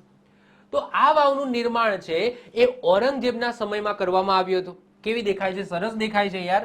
તમે આ વાવ તમે જો. ઓકે, તો કેવી સરસ મજાની આ વાવ તમને જો. આ નીચેનો વ્યૂ છે, આ ઉપરથી વ્યૂ છે. તો આ વાવનું નિર્માણ છે એ મુગલ શાસક ઔરંગઝેબના સમયમાં આનું નિર્માણ કરવામાં આવ્યું હતું. ઈસવીસન 1731માં એક શિલાલેખ જણાવે છે કે તે શ્રીમાળી જાતિના લાખુ શાહ ગોકલદાસ અને એમની માતા માનબાઈ દ્વારા લોક કલ્યાણ માટે આ વાવનું નિર્માણ કરવામાં આવ્યું હતું. કોના સમયમાં? તો ઔરંગઝેબના સમયમાં. નિર્માણ કોને કરાવ્યું? તો શાહ ગોકલદાસ અને એમની માતા માનબાઈ. એમને લોક કલ્યાણ એટલે કે બધાને પીવાનું પાણી મળી રહે એ ઉદ્દેશ્યથી આનું નિર્માણ કરાવ્યું હતું. ગાયકવાડ શાસન દરમિયાન સમારકામ કરાવવામાં આવ્યું અને આનું રિનોવેશન એટલે કે નવીનીકરણ કરાવવામાં આવ્યું હતું. ઈંટો અને રેતીના પથ્થરોથી બનેલી આ વાવ 14 થી 15 મીટર લાંબી છે અને 11 માળ ઊંડી છે. કેટલી? 11 માળ ઊંડી છે. અને તેમાં અનન્યનો મતલબ શું થાય? એવું બીજે ક્યાંય ના હોય એવું અનન્ય જોડ. તો અનન્ય જોડિયા કુવાઓ છે આની અંદર. અનન્ય જોડિયા કુવાઓ જોવા મળે છે જે 72 કોઠા તરીકે ઓળખાય છે. એટલા માટે આને 72 કોઠાની વાવ કહેવામાં આવે છે. આ વાવની અંદર તમને 2 કુવા જોવા મળશે. એ અનન્ય ધેટ્સ મીન્સ કે એવા કુવા બીજે ક્યાંય નથી. એવા અનન્ય કુવા એકને કહેવાય. અનન્યનો મતલબ થાય એક અને માત્ર એક. એવા જોવા મળશે કુવા અને એને 72 કોઠાની કહેવામાં આવે છે. એટલા માટે આ વાવનું નામ 72 કોઠાની વાવ એવું પડ્યું. ક્લિયર? ચલો એના પછી હવે બાકી રહેલી જે વાવ છે, આ જે જેટલી પણ ફેમસ વાવ હતી એ બધી મેં ડીપમાં ચલાવી દીધી. 22 જેટલી વાવ છે એ મેં ચલાવી દીધી. ક્લિયર? હવે શું કરશું? જે ઓછી ઇમ્પોર્ટન્ટ છે અથવા તો બહુ નાની છે અથવા તો કહી શકો બહુ દૂરની આવેલી છે, જેનું નામ તમે કદાચ નહીં સાંભળ્યું હોય, તો એવી બધી વાવ હવે આપણે ખાલી ને ખાલી વાવ જિલ્લો આ રીતના જોઈ ગઈએ. ક્લિયર? જેથી તમારો એક પણ વાવ રહી ના જાય. ચલો તો બ્રહ્મા વાવ બહુ ફેમસ વાવ છે. બ્રહ્મા વાવ મેં કીધું એમ, જો અહીંયા ઇમેજીસ પણ મૂકેલી છે, આ બ્રહ્મા વાવની છે. તો બ્રહ્મા વાવ બહુ સરસ વાવ છે, પરંતુ એની કોઈ માહિતી ડિટેલ્સ નથી એટલી બધી. તો આ બ્રહ્મા વાવ છે ને ખેડ બ્રહ્મામાં જોવા મળશે. તો બ્રહ્મા વાવ ખેડ બ્રહ્મા એટલે કે સાબરકાંઠા જિલ્લાની અંદર આવેલી છે. મહત્વપૂર્ણ છે, યાદ રાખી લઈશું. પછી કઠવાડા પ્રાચીન વાવ, એ અમદાવાદમાં છે. અમદાવાદમાં આવેલી કઠવાડા પ્રાચીન વાવ. પછી ભદ્રકાલી માતાની વાવ, એ આણંદમાં જોવા મળશે. ભદ્રકાલી માતાની વાવ એ આણંદમાં છે. પછી શનિની વાવ આપણે આગળ જોઈ ગયા એમ, દેવભૂમિ દ્વારકામાં છે, આ જોઈ ગયા. પછી જેઠાભાઈની વાવ, જેઠાભાઈની વાવ એ પણ અમદાવાદમાં છે. ઓકે, દયાએ બંધાવી હોય, જસ્ટ મજાક કરું છું. તો જેઠાભાઈની વાવ છે એ અમદાવાદમાં આવેલી છે. પછી વણઝારી વાવ, તો વણઝારી વાવ ક્યાં જોવા મળશે? અરવલ્લીમાં. જો વણઝારી વાવ છે ને એમાં લઈને ઘણા બધાને કન્ફ્યુઝન હોય છે કે ભાઈ વણઝારી વાવ ખેડામાં છે, એકચ્યુઅલી અરવલ્લીમાં છે. એકચ્યુઅલી વણઝારી વાવ છે ને એ ઘણી બધી છે. એટલે કે મેં વણઝારી વાવ સર્ચ કર્યું તો ખેડામાં આવી, એક અરવલ્લીમાં આવી, પરંતુ જે વધારે ફેમસ છે ને એ અરવલ્લીની છે. તો વણઝારી વાવ છે એ અરવલ્લીમાં આવેલી છે. પછી ચોબારી વાવ, મોસ્ટ આઈએમપી. ચોબારી વાવ એકમાત્ર એવી વાવ જે વિજયા પ્રકારની છે. કેવી? વિજયા એટલે કે જેની અંદર 4 બાજુથી તમે એન્ટ્રી મારી શકો, 4 પ્રવેશ દ્વાર વાળી હોય એવી ગુજરાતની એકમાત્ર મને ખ્યાલ છે ત્યાં સુધી એક જ વાવ છે, ચોબારી વાવ. ચોટીલામાં આવેલી છે, સુરેન્દ્રનગર જિલ્લાની અંદર. એના પછી સાસુની વાવ, વહુની વાવ આગળ જોઈ ગયા, પંચમહાલમાં આવેલી છે. મીઠી વાવ પાલનપુરમાં છે, એટલે કે બનાસકાંઠા જિલ્લાની અંદર છે. જો અહીંયા મેં એક વાત કરી, ચોબારી વાવ, આઈ થિંક ચોબારી વાવની ઇમેજ નથી. યસ, વણઝારી વાવની ઇમેજ છે. આ વણઝારી વાવની ઇમેજ છે. ઓકે, ઇમેજ પણ હું સાથે સાથે કહેતો જાઉં છું. તો સાસુની વાવ, વહુની વાવ, આ સાસુની વાવ છે. તો મીઠી વાવ પાલનપુર બનાસકાંઠામાં છે. મિનળ વાવ આગળ જોઈ ગયા આપણે, રાજકોટમાં આવેલી છે. વિદ્યાધર વાવ ક્યાં આવેલી છે? વડોદરામાં છે. ક્યાં છે? વિદ્યાધર વાવ, વડોદરામાં. પછી નાગરાણી વાવ, મોસ્ટ આઈએમપી ફેમસ છે. નાગરાણી વાવ ક્યાં આવેલી છે? સાબરકાંઠામાં. એની ઇમેજ પણ આઈ થિંક આ છે. ઓકે, નાગરાણી વાવની છે. તો નાગરાણી વાવ એ બહુ ફેમસ વાવ છે જે સાબરકાંઠામાં છે, અને હું 3 સ્ટાર કરું છું. એટલે કે આ પણ યાદ રાખજો. ઓકે, એવું નથી કે બસ એમ જ. પછી ગંગા વાવ, માધા વાવ આગળ જોઈ ગયા, સુરેન્દ્રનગરના વઢવાણમાં આવેલી છે. પછી વિકિયા વાવ અને કંસારી વાવ, આ દેવભૂમિ દ્વારકાના ધુમલીમાં છે. તો વિકિયા વાવ અને કંસારી વાવ, વિકિયા અને કંસારી વાવ ક્યાં જોવા મળશે? દેવભૂમિ દ્વારકા જિલ્લામાં જોવા મળશે. દેવભૂમિ દ્વારકામાં પણ ક્યાં? ધુમલીમાં. એના પછી દુધિયા વાવ અને સેલોર વાવ. દુધિયા વાવ અને સેલોર વાવ તમને કચ્છની અંદર જોવા મળશે. પછી 32 કોઠાની વાવ, હમણાં આપણે વાત કરી ગયા. જો હમણાં આપણે 72 કોઠાની વાવ જોઈ ગયા, સોરી, તો હમણાં આપણે 72 કોઠાની વાવ જોઈ ગયા જે મહેસાણામાં છે. અહીંયા વાત થાય છે 32 કોઠાની. 72માં મેહોણા આવશે, 32 પૂછાય, 32 કોઠાની વાવ. અને સિગર વાવ એ તમને ખેડામાં જોવા મળશે. ક્લિયર? તો 72 કોઠાની વાવ મેહોણામાં છે અને 32 કોઠાની વાવ એ ખેડામાં છે. જ્ઞાનવાડી વાવ, તો જ્ઞાનવાડી વાવ સિદ્ધપુર પાટણની અંદર છે. પછી હીરુ વાવ એ અરવલ્લીના મોડાસામાં છે. ધર્મેશ્વરી વાવ એ તમને મેહોણામાં જોવા મળશે. પછી હેલિકલ, મોસ્ટ આઈએમપી હેલિકલ વાવ, એની ઇમેજ અહીંયા મૂકેલી છે. આ હેલિકલ વાવ છે, બહુ ફેમસ છે. આ પણ બહુ ફેમસ છે હેલિકલ વાવ. ઓકે, તમે જો સ્પાઇરલ આકારે એમાં પગથિયા જોવા મળશે, બહુ સિમ્પલ છે પરંતુ બહુ ફેમસ વાવ છે હેલિકલ વાવ, જે તમને પંચમહાલના ચાંપાનેરની અંદર જોવા મળશે. હેલિકલ વાવ યાદ રાખીશું. પછી નરસિંહ મહેતા વાવ તમને ક્યાં જોવા મળશે? તો મેહોણાના વડનગરની અંદર તમને નરસિંહ મહેતા વાવ જોવા મળશે. તો આ સાથે ગુજરાતની સંપૂર્ણ વાવ તમારી પૂરી થઈ ગઈ. એટલે કે તમે આ લેક્ચર જોઈ લીધો એનો મતલબ તમારો વાવનો ટોપિક પૂરો થઈ ગયો. હવે તમારે વાવમાં કશું યાદ રાખવાની જરૂર નથી, બસ આટલું યાદ રાખવાનું. ઓકે, આટલું કરો એટલે તમારો વાવનો ટોપિક છે એ સંપૂર્ણ પૂર્ણ થઈ ગયો. એમાં પ્રકાર પણ આવી ગયો, કેટલી વાવ છે એ પણ આવી ગઈ, અને બધી ફેમસ વાવ આની અંદર મેં લઈ લીધી છે. બીજી વસ્તુ કે તમારા ગામની આજુબાજુ કોઈ વાવ હોય, આમાં રહી ગઈ હોય, બહુ ફેમસ વાવ હોય, તો નીચે મને કહો કે ભાઈ આ વાવનું નામ છે, આ વાવ તરીકે ઓળખાય છે, આ તાલુકામાં આવેલી છે, આ ગામનું નામ કહેવું તો ગામ પણ કહી શકો, અને આ જિલ્લામાં આવેલી છે. આટલું તમારી કોમેન્ટની અંદર મને કહેવાનું છે. ક્લિયર? તો મળીશું નેક્સ્ટ લેક્ચરની અંદર. બાય, ઓલ ધ બેસ્ટ, જય હિન્દ, જય ભારત.